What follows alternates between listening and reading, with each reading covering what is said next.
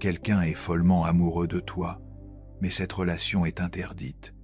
Et cela signifie deux choses que tu dois comprendre.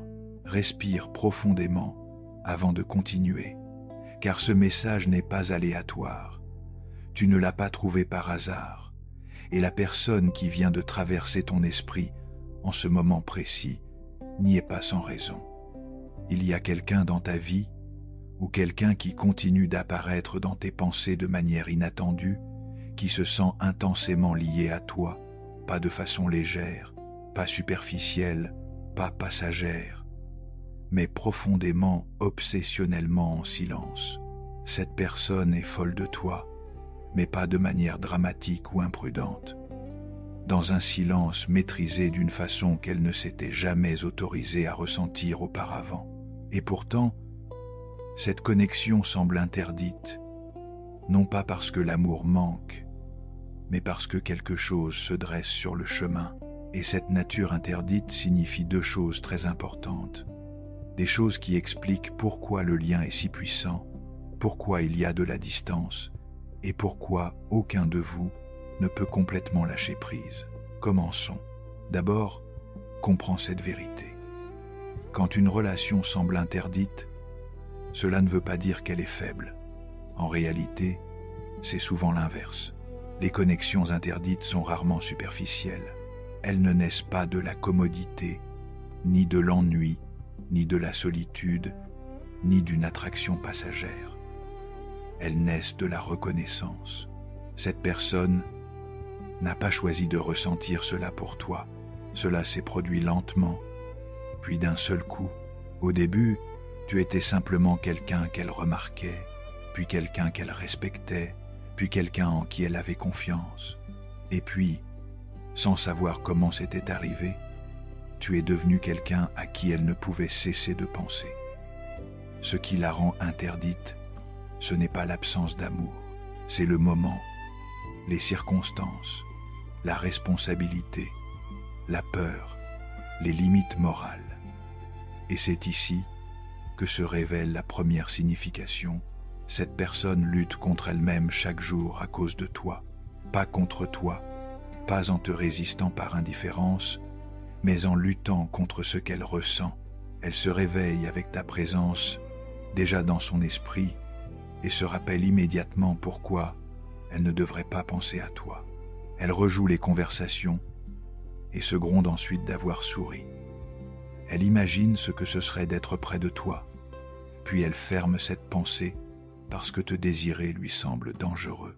Pas dangereux pour son cœur, dangereux pour la vie qu'elle a construite. Pour certains, cela signifie qu'ils sont émotionnellement liés ailleurs. Pour d'autres, il y a des attentes familiales, des normes culturelles, des pressions sociales ou des lignes morales qu'on leur a appris à ne jamais franchir. Parfois, l'un de vous n'est pas disponible d'une manière qui complique tout. Parfois, la connexion défie tout ce qu'elle pensait devoir désirer. Alors, au lieu d'agir, elle se retient. Au lieu de confesser, elle se retire. Au lieu de s'approcher, elle observe en silence. Et voici la vérité que la plupart des gens ne voient pas. Le silence ne signifie pas absence de sentiment. Il signifie souvent un sentiment écrasant. Cette personne n'est pas indifférente à toi. Elle est consumée en silence. Elle ne parle pas parce que parler ouvrirait une porte qu'elle craint de ne pas pouvoir refermer. Elle n'agit pas parce que l'action l'obligerait à affronter des conséquences pour lesquelles elle n'est pas prête. Elle ne s'approche pas parce que la proximité exposerait des vérités qu'elle évite même à elle-même.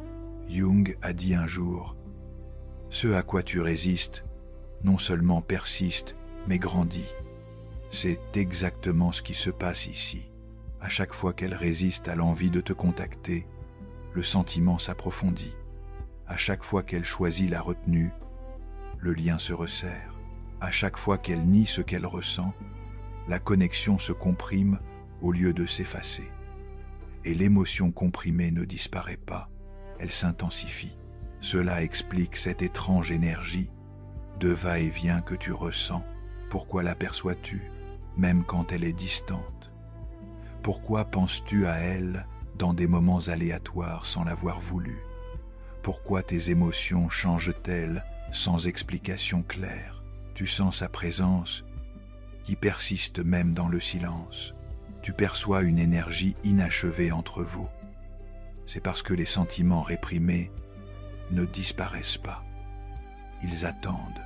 Carl Jung a dit « Tant que tu ne rends pas conscient l'inconscient, il dirigera ta vie et tu l'appelleras destin. » En ce moment, une grande partie de ce qui vous lie existe dans l'inconscient, non exprimé, non admis, non résolu. Et parce qu'il n'a pas été mis en lumière, il se déplace sous la surface, modelant les émotions, le timing et la tension intérieure. Cette personne te porte en silence dans ses pensées privées, dans les moments de calme, dans les espaces entre ce qu'elle montre au monde et ce qu'elle ressent quand personne ne regarde. Elle peut sembler sereine, responsable, maîtrisée, mais à l'intérieur, il y a une négociation constante, un recul suivi d'une avancée, un désir suivi de retenue, non pas parce que tu es insignifiante, mais parce que tu comptes trop. Elle a peur de bouleverser des vies, peur de trahir des valeurs, peur d'ouvrir quelque chose qu'elle ne pourra pas refermer. Et cette lutte intérieure est épuisante. C'est pourquoi la connexion semble parfois lourde, pourquoi elle est intense, sans contact, pourquoi la distance n'apporte aucun soulagement. Carl Jung a aussi dit « La rencontre de deux personnalités est comme le contact de deux substances chimiques. S'il y a une réaction, les deux se transforment. Vous avez déjà réagi tous les deux, que vous le sachiez ou non. Quelque chose en elle a été modifié en te connaissant et quelque chose en toi a changé en la ressentant. Ce n'est pas de l'imagination, pas une projection, pas une coïncidence. C'est un lien qui existe au-delà de la logique. Et c'est pourquoi le temps seul ne le dissout pas, car il n'est pas soutenu par l'habitude, il est soutenu par le sens. Jung a écrit « Là où règne l'amour, il n'y a pas de volonté de pouvoir. Et là où domine le pouvoir, manque l'amour. » Dans cette connexion, le pouvoir n'est pas le but, le contrôle n'est pas le désir. C'est pourquoi elle semble confuse. Il n'y a pas de manipulation ici, pas de jeu, seulement deux personnes touchées par quelque chose qu'elles n'avaient pas prévu et qu'elles ne savent pas placer dans la structure de leur vie. À mesure que cela se déroule, une vérité devient claire. Tu n'es pas une distraction, tu n'es pas une erreur et tu n'es pas remplaçable. Tu fais partie d'une histoire qui a déjà commencé à vous pousser tous les deux vers l'intérieur, vers une conscience plus profonde. Et à mesure que cette conscience grandit, le sens de ce lien interdit continuera à se révéler couche après couche, silencieusement, patiemment, jusqu'à ce que la prochaine vérité soit prête à émerger. Et tandis que cette vérité s'installe quelque chose d'autre, devient impossible à ignorer. Cette connexion ne se comporte pas comme une attraction ordinaire. Elle ne s'affaiblit pas avec la distance. Elle ne se dissout pas avec la logique. Elle ne disparaît pas simplement parce qu'elle est inopportune. Au contraire, elle vous suit tous les deux en silence.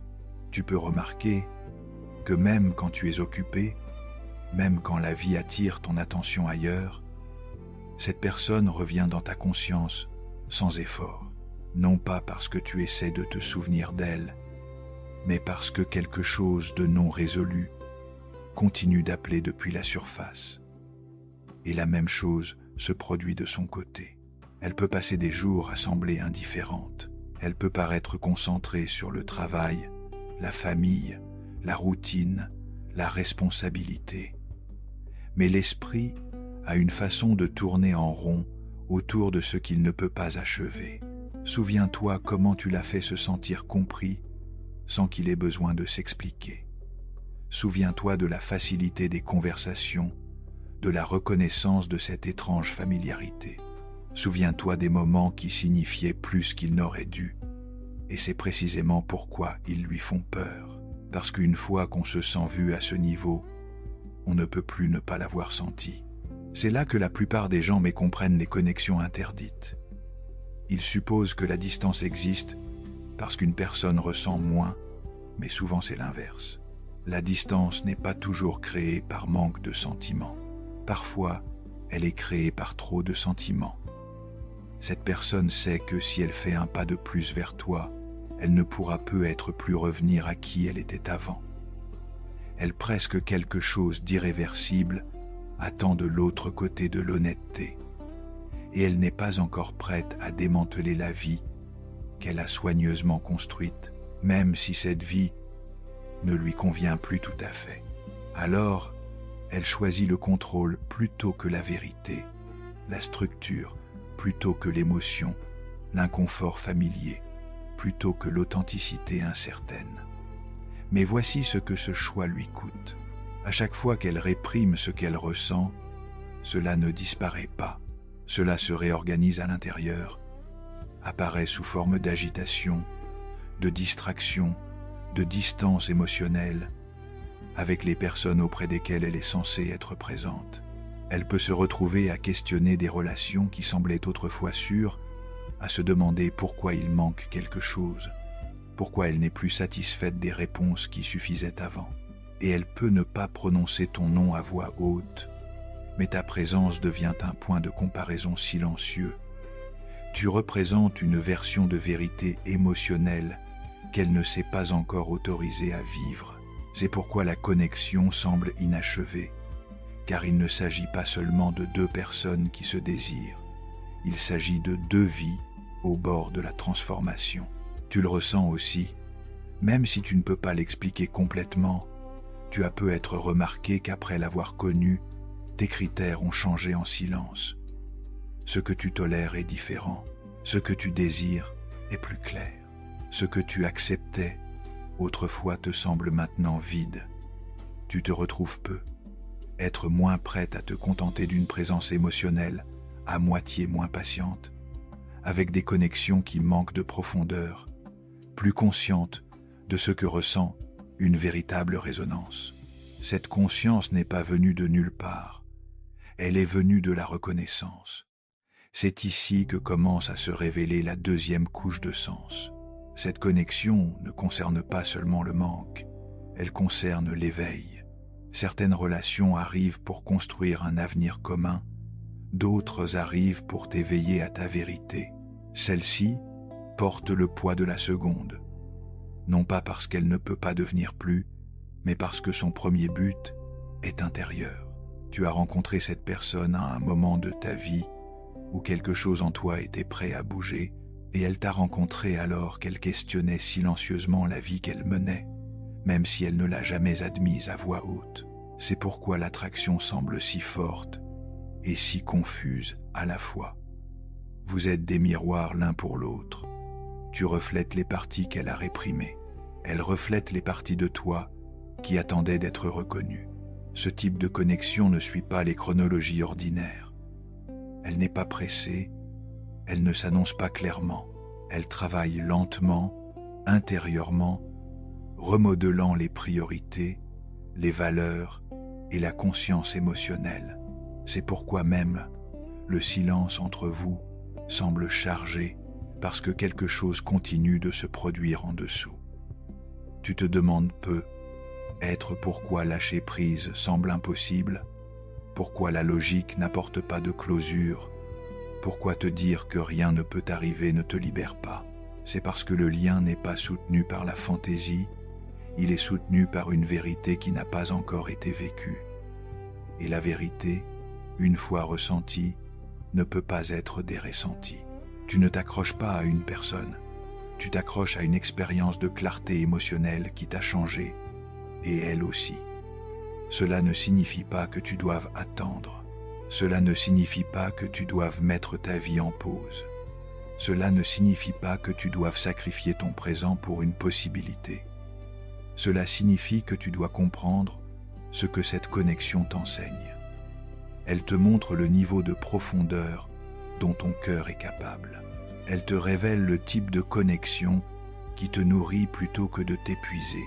Elle te rappelle que le sentiment réel existe au-delà de la commodité et de la peur, et elle fait la même chose pour elle qu'elle l'admette ou non. Ce qui arrivera ensuite n'est pas quelque chose que tu peux forcer. Cela ne peut pas être précipité par le désir. Cela ne peut pas être manipulé par le silence ou la poursuite, car ce type de lien ne se déploie que lorsque l'honnêteté devient plus forte que la peur. Jusqu'à là, il existe dans un espace liminal, ni parti, ni pleinement ici, vivant dans la pensée, vivant dans le sentiment, vivant dans les moments silencieux où la vérité murmure au lieu de crier. Et à mesure que le temps avance, la pression entre qui elle est et qui elle est en train de devenir continuera de grandir. Il en va de même pour toi. Éventuellement, quelque chose devra changer, car la conscience éveillée ne reste pas endormie pour toujours. Et quand cela changera, cela ne viendra pas du manque. Cela viendra de la préparation. Et la préparation n'arrive pas bruyamment. Elle ne s'annonce pas par des gestes dramatiques ou des confessions soudaines. Elle arrive silencieusement à travers l'inconfort, à travers la compréhension croissante que quelque chose à l'intérieur ne correspond plus à la forme de la vie qu'on mène. Pour elle, cela apparaît souvent comme une fracture subtile. Elle commence à remarquer que les rôles qu'elle joue lui semblent plus lourds qu'avant, que les obligations autrefois acceptées sans questionnement lui semblent maintenant restrictives, que les routines émotionnelles semblent vides, même si tout paraît bien de l'extérieur. Et tu n'es pas la cause de cette fracture, tu es le contraste qui l'a révélé. Tu n'as pas perturbé sa vie, tu as illuminé les parties qui étaient déjà mal alignées. C'est pourquoi cette connexion lui semble dangereuse, non pas parce qu'elle menace la stabilité, mais parce qu'elle menace l'illusion. Les illusions sont confortables, la vérité ne l'est pas. La vérité exige la responsabilité, la vérité exige le courage. La vérité exige qu'une personne regarde honnêtement ce qu'elle ressent et décide si elle est prête à vivre en conséquence. Et beaucoup de gens ne sont pas prêts pour cette décision quand le sentiment arrive pour la première fois. Alors ils retardent, ils rationalisent, ils se disent que c'est une phase, qu'ils imaginent que cela passera s'ils l'ignorent assez longtemps. Mais les connexions profondes ne se dissolvent pas par négligence, elles se transforment en pression. C'est pourquoi tu peux percevoir des vagues de proximité, suivies de distance, des moments où elles semblent émotionnellement présentes, puis soudainement retirées. Des moments où tu te sens fortement connecté, sans qu'un seul mot ait été échangé. Cette inconstance n'est pas une confusion à ton sujet, c'est un conflit en elle. Elle se tient entre qui elle a été et qui elle est en train de devenir, et tu représentes le seuil. De ton côté, quelque chose d'aussi important se produit. Tu apprends le discernement. Tu commences à comprendre la différence entre intensité et vérité, entre chimie et alignement, entre attention et reconnaissance. Cette connexion n'est pas arrivée pour te consumer, elle est arrivée pour te clarifier. Tu as peut-être remarqué que tu ne désires plus l'affection superficielle comme avant. Tu te sens peut-être moins intéressé à courir, après la validation moins disposé, à te rapetisser pour entrer dans le confort de quelqu'un d'autre. Ce n'est pas une coïncidence, c'est la croissance. Ce lien t'enseigne le respect de toi-même, sans le prêcher. Il te montre ce que cela fait d'être trouvé émotionnellement, même de façon incomplète. Et une fois que tu as ressenti cela, tu ne peux plus faire semblant de ne pas connaître la différence. C'est pourquoi la connexion semble sacrée. Sacrée ne veut pas dire parfaite, ni facile, ni garantie. Cela veut dire significative au-delà du résultat. Que cette relation devienne un jour tangible ou reste inachevée, elle a déjà accompli une partie de son but. Elle a élargi ta conscience émotionnelle, affiné ton intuition, clarifié ce qui compte pour toi dans l'amour et la connexion, et elle a fait la même chose pour elle.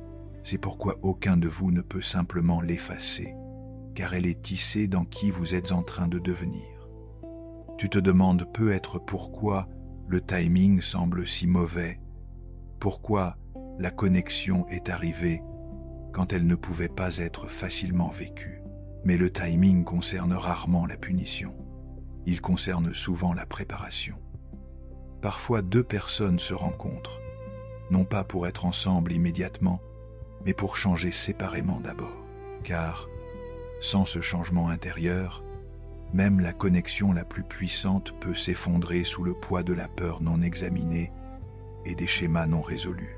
En ce moment, on vous demande à tous les deux de confronter quelque chose de plus profond que le désir. On vous demande de confronter la vérité. Pour elle, la question est de savoir si elle est prête à vivre honnêtement, même quand l'honnêteté entraîne des conséquences. Pour toi, la question est de savoir si tu es prête à t'honorer toi-même, même quand t'attendre semble tentant. C'est pourquoi la patience compte ici.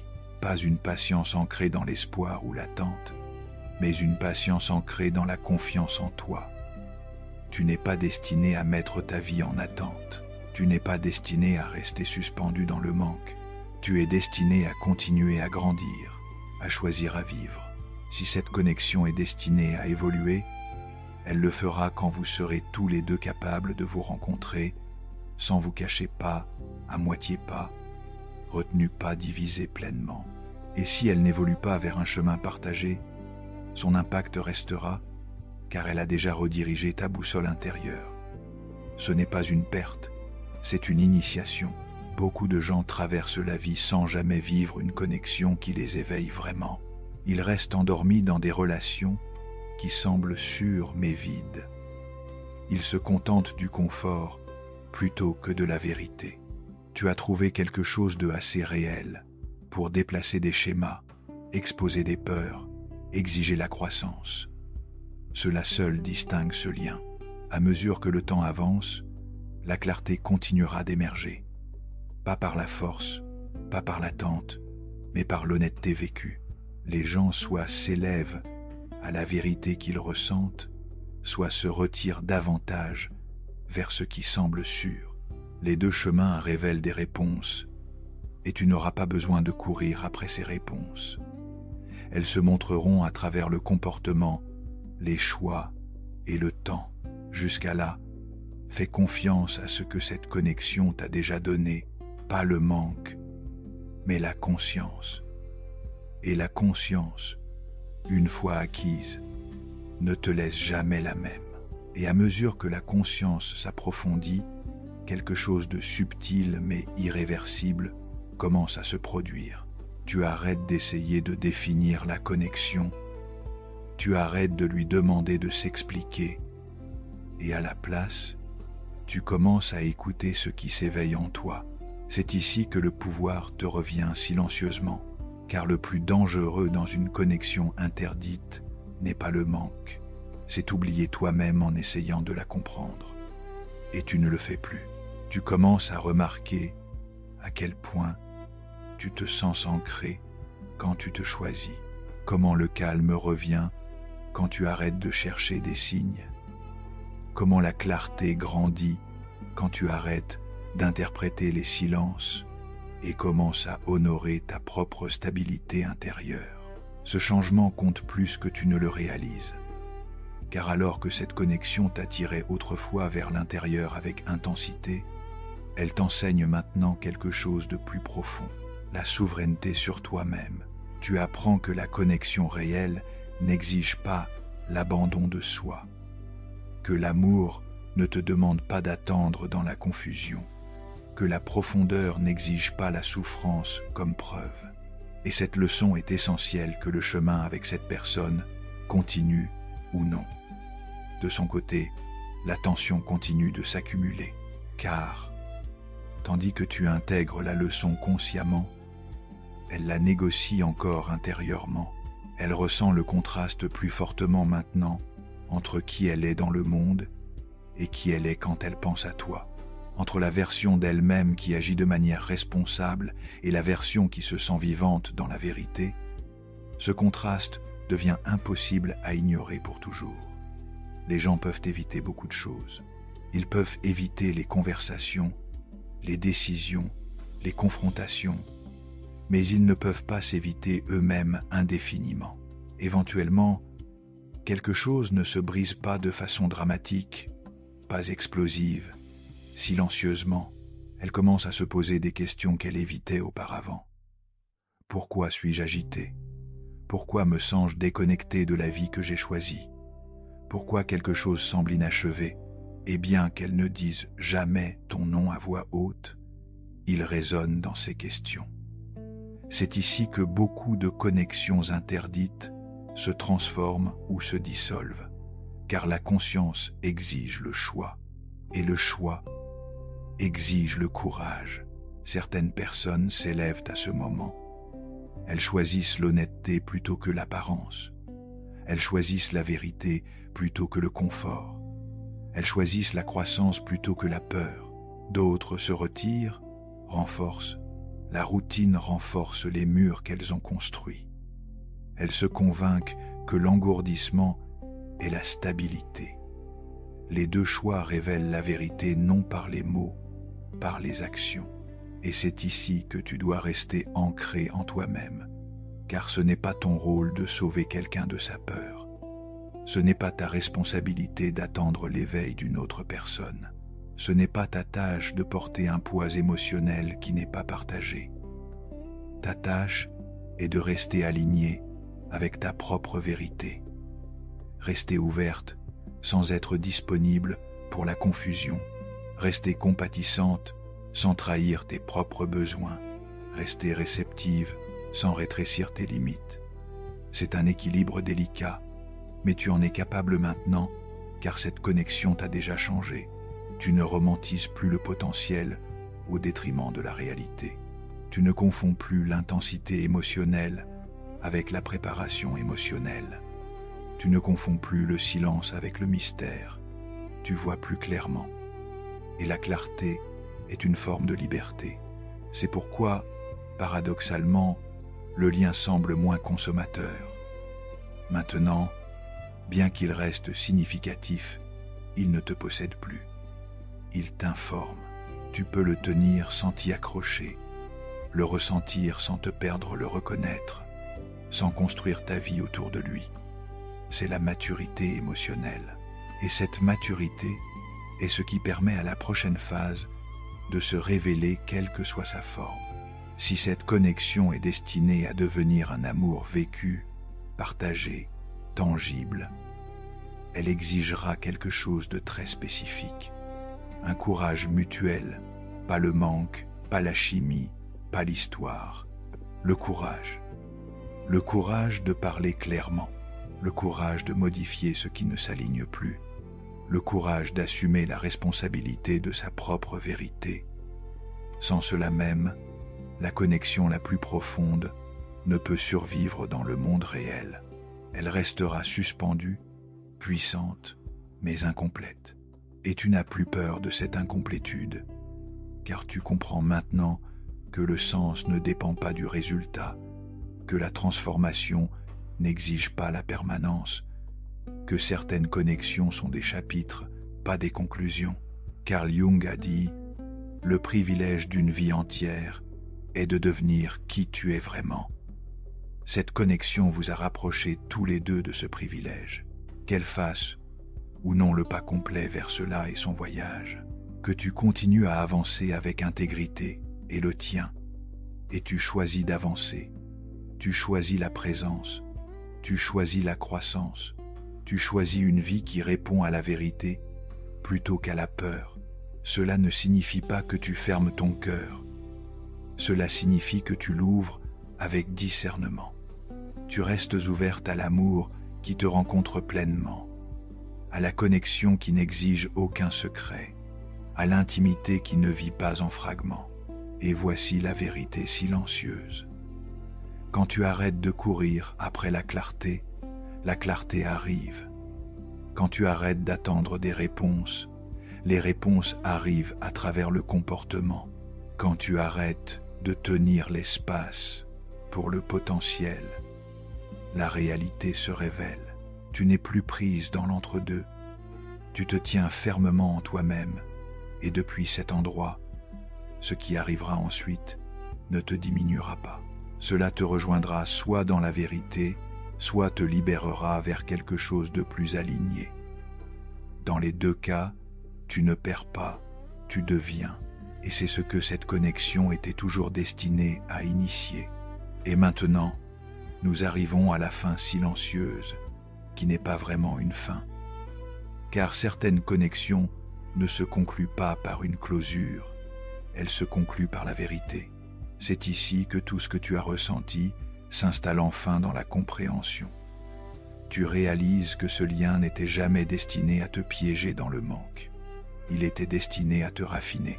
Il était destiné à t'enseigner la différence entre attachement et alignement, entre désir et destin, entre intensité qui consumant et profondeur qui renforce. Vois-tu maintenant que ce qui rendait cette connexion interdite n'était jamais seulement la circonstance extérieure, c'était l'écart entre préparation et conscience. Deux personnes se sont rencontrées au niveau de l'âme, mais pas encore au niveau de la vie. Et cette distinction compte car la reconnaissance de l'âme est puissante, mais elle n'est pas suffisante à elle seule. La vie exige l'intégration, le choix, l'action. Et c'est ici que beaucoup de gens se trompent. Ils pensent que parce qu'une connexion semble profonde, elle doit être poursuivie à tout prix. Mais la profondeur sans ancrage peut devenir souffrance, et le sens sans incarnation peut devenir manque. Tu n'es plus confuse par cela. Tu comprends que l'amour réel ne vit pas seulement dans l'imagination, il ne survit pas seulement dans le silence, il ne prospère pas seulement dans la retenue. L'amour réel exige la présence, la constance, la responsabilité. Et si ces éléments manquent, que cela ne nie pas la connexion, cela définit simplement son rôle. Certaines connexions sont des ponts. Elles te portent de qui tu étais à qui tu es en train de devenir. Elles ne sont pas des destinations, elles sont des passages. Celle-ci a déjà rempli cette fonction. Elle t'a montré ce que ressent la reconnaissance émotionnelle. Elle t'a rappelé ta capacité de profondeur. Elle a affiné ton intuition. Elle a élevé tes critères. Elle t'a forcé à confronter la patience, le respect de soi et le discernement, tout à la fois. Et ce n'est pas un petit cadeau. Tu n'as plus besoin de demander pourquoi cela est arrivé. Tu n'as plus besoin d'interpréter chaque silence. Tu n'as plus besoin d'attribuer du sens à chaque distance, car le sens est déjà clair. Cette connexion est entrée dans ta vie pour éveiller la vérité, non pour te confondre, non pour te diminuer, non pour te garder en attente. Elle est venue te montrer ce qui est possible quand deux personnes se rencontrent au-delà des masques. Ce qui arrivera ensuite n'est plus quelque chose que tu as besoin de contrôler. Si cette personne choisit le courage, tu le sauras, pas par des indices, pas par le manque, par des actions. Si elle ne le fait pas, tu le sauras aussi, car l'inaction reste une réponse. Et enfin, tu es en paix avec cela. Tu comprends que l'attente n'est douloureuse que quand elle est ancrée dans la peur. Mais relâcher l'attente est libérateur quand il est ancré dans la confiance en soi. Tu n'es plus suspendu entre espoir et doute, tu es ancré en toi-même. Cet ancrage change tout.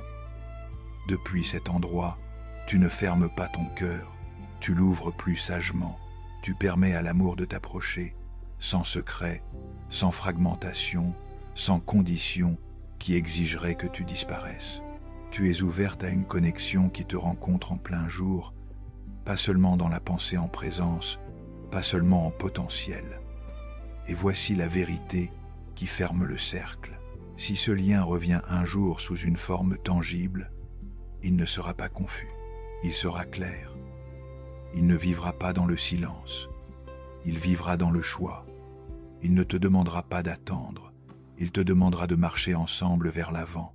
Jusque-là, Il ne te manque rien. Tu es complète. Carl Jung a dit un jour « Je ne suis pas ce qui m'est arrivé, je suis ce que je choisis d'être. » Cette connexion ne t'a pas défini, ta réponse à elle l'a fait. Tu as choisi la croissance plutôt que l'obsession, la conscience plutôt que la fantaisie, l'intégrité plutôt que l'abandon de soi. Ce choix compte plus que n'importe quel résultat, car dorénavant, tu ne cours pas après la profondeur, tu la reconnais, tu ne t'accroches pas au sens, tu l'incarnes. Tu n'as pas peur des fins qui ne ressemblent pas à des commencements, car tu comprends que certaines fins sont des initiations, et que cette personne, face ou non, c'est toujours le pas complet vers la vérité, où reste un chapitre qui t'a changé en silence. Tu avances plus forte, plus claire, plus alignée. Tu ne demandes plus ce que c'est, tu vis la réponse. Et cette réponse est simple. Tu es en train de devenir quelqu'un qui choisit un amour, qui peut être soutenu dans la réalité. Quelqu'un qui honore la profondeur sans sacrifier le soi. Quelqu'un qui fait confiance au timing, sans abandonner le pouvoir. Cette connexion n'est pas venue pour te briser, elle est venue pour te révéler. Et maintenant, tu portes cette révélation vers l'avant sereine complète.